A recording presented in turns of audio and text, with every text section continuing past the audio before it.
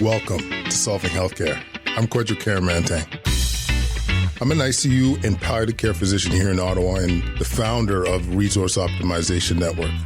We are on a mission to transform healthcare in Canada. I'm going to talk with physicians, nurses, administrators, patients and their families because inefficiencies, overwork, and overcrowding affects us all. I believe it's time for a better healthcare system that's more cost-effective, dignified, and just for everyone involved. Solocast Nation, welcome back. It has been a while since we've danced with the Solocast, but I'm feeling the need to speak some truth here. Where to begin? So I was approached by this amazing group in the U.S.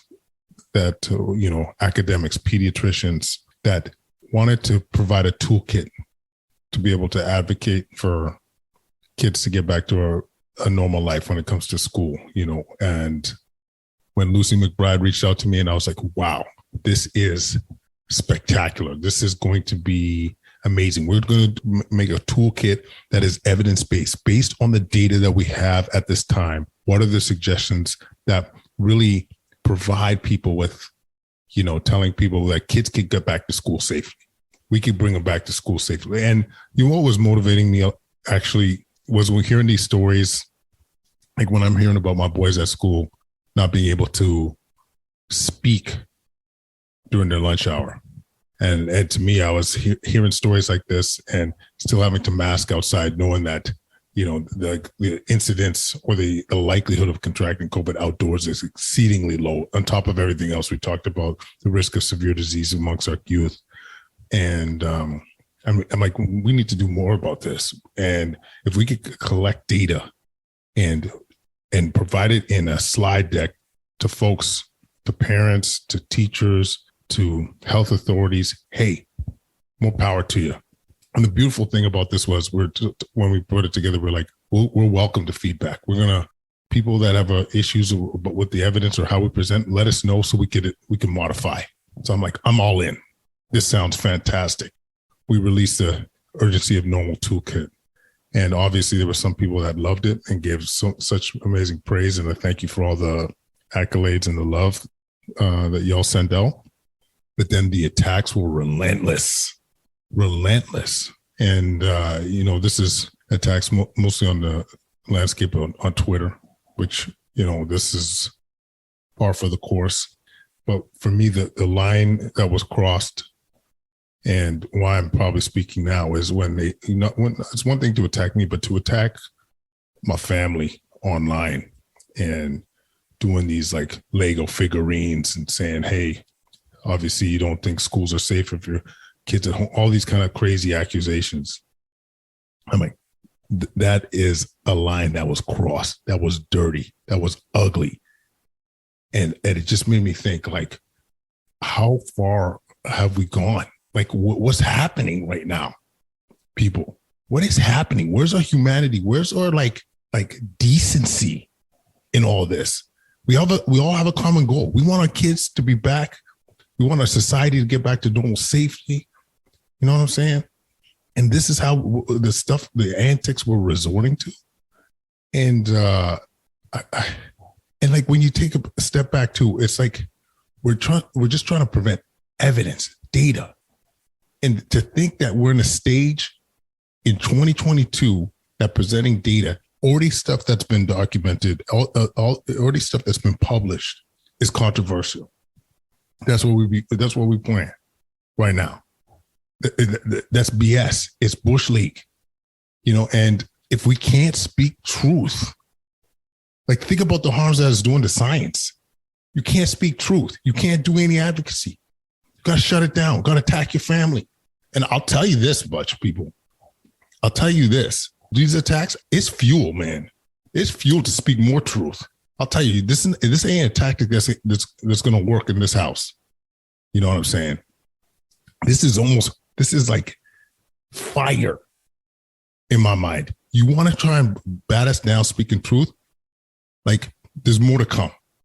There's more to come. If anything, it tells me we're on to something. And you feel that momentum.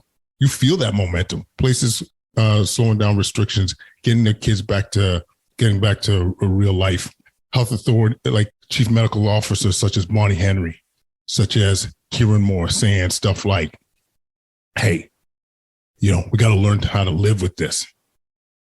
You know what I mean? We got to learn how to live with this. COVID ain't going anywhere. This is the shift. And to think that we can't be speaking the truth. And let me tell you something, MDs, healthcare providers, this is what we need more of us to do, is to speak the truth. We can't be influenced. We can't be like bogged down by that fear of being canceled, that fear of being chastised. Like, this is what we got into this profession for, to help people. We're scientists. The data presents itself in a form that speaks to a truth. We need to speak the truth. And I'll tell you that, like, it's all about being authentic. It's all about being true to ourselves and true to the people, presenting the data as we see it. Because like, if we can't do that, then we're compromising science. And this is not what we signed up for. None of us signed up for this shit like this. You know what I'm saying? So, yeah, I mean, I won't lie. It's been a rough week or two dealing with this stuff. But once again, that the letters and the kindness and just having that sense of urgency, knowing that you're on the right path, and feeling that momentum shift has been a huge fuel to keep going. And one thing I'll say to the naysayers too, like a lot of you guys that heard me on the show say this before, but I want everyone all those people that say, oh, you don't take COVID seriously, all this stuff, you got to understand, I have lived COVID for 2 years. I see COVID patients regularly. Okay. I was there for our very first COVID patient that wheeled into our hospital ICU doors. I felt the fear. I felt it in my colleagues. I felt it I felt the fear. I was scared as shit. Am I going to get it? Am I going to pass along to my family? Are my kids going to be safe? And then you realize you will be able to protect yourselves. You realize there was a common threat for people coming into hospital really sick, old, immunocompromised, poor metabolic health, diabetes, high blood pressure, obesity, all these factors, clear. And God willing, our kids, for the most part, were spared. Relatively speaking, were spared from severe disease. And having that perspective and seeing the collateral damage, seeing it in terms of, to the general public, when you're seeing the overdoses, when you're seeing the late cancer presentations, when you're seeing the impact on mental health, and then you're seeing the damage it's doing on our kids when we look at their physical health and mental health, their, the eating disorder admissions, their socialization. And I'll tell you, this ain't like when we got the charity Bridges Over Barriers, and we're chatting up our social workers, and they're saying, like, they haven't seen a mental health crisis like this. Like, they're baffled at what they're seeing. Kids are struggling. And that's the perspective I'm coming from. Someone that sees and lives COVID and also seeing the collateral damage. That's why I'm pushing. That's why I'm presenting data. That's why I'm saying let's get our kids to normal life as safely as possible using the data that we have available. And that can't be a sin. That can't be squashed. And this is the world we're living in now. And one thing I'll say about the talking heads, that all the verbose people on Twitter, ask yourself this: what perspective do they have? Are they in a position where they get to live or benefit even by these restrictions? They're still making a living doing their Zoom calls, right? They're not the ones having to choose between educating their kid and of putting food on their table. You know what I'm saying? They're not seeing COVID patients. They don't have that perspective. They're not seeing the common threads that we're seeing. So yes, you have a right to have your input, but you can't be quashing people that are actually dealing with it front line, seeing what we see. It ain't right. It ain't right. And the other thing I'll say about the talking heads, push them. Ask them what the exit strategy is. Oh, shut down again? There's another variant coming. Guaranteed. You know what I mean? COVID ain't going anywhere. And if your formula is just to lock it down, shut it down, school closures, business closures, gyms closed, all that business, how is that sustainable? Ask them that question. What is your exit strategy? What is your ability to provide people with some hope. Because I'll tell you what I'm saying. I'm saying we are 90% vaccinated, which significantly reduces your risk of severe disease. I'm saying we have therapeutics now. I'm talking monoclonal antibodies, fluvoxamine. We got Paxlovid. All this stuff is available. And let's be a little bit strategic here. We know who lands in ICU. There's no question about who lands in ICU. Those people with the risk factors we talked about. That's the common thread. So what do? You make sure they have everything available. Do they have those high-risk patients been boosted? You have them, give them easy access to testing. That group, you give them rapid tests. The second you have a rapid test, there's a quick phone call. You make a phone call to a COVID line. You say, let's line you up either with monoclonals or oral antivirals such as Paxlovid, or we'll send you some fluvoxamine here, or go to this pharmacy, get some fluvoxamine, 5 days of that.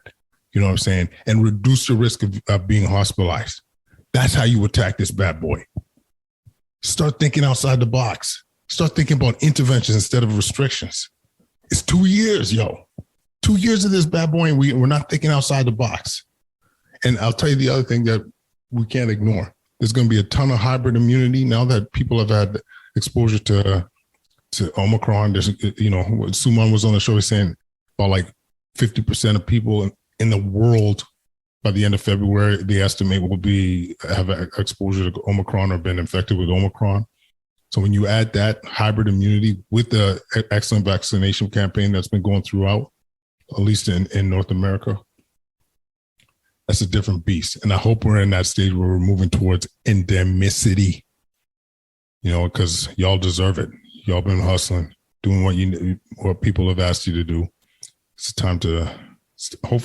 I think this, you never know it's hard to predict things when it comes to COVID, but I think we're in a good spot. I really think that we're going to be moving towards endemicity, and hopefully we can start really, providing people with some hope. And so those are my thoughts.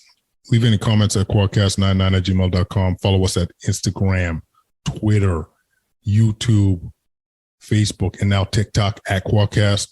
Yo, man, send the show to a friend, man. We're trying to change that dialogue. I'm telling you, there's a movement happening. There's a movement to get out of this pandemic, and I think this is part of it is having these honest conversations. So pass the show along, get them to subscribe. Leave that 5-star rating, because you know what we're doing. We're trying to change that boogie, dog. We're trying to change that boogie for real. Anyway, people, we love you. We've appreciate all the comments, and we'll connect again real soon. Peace.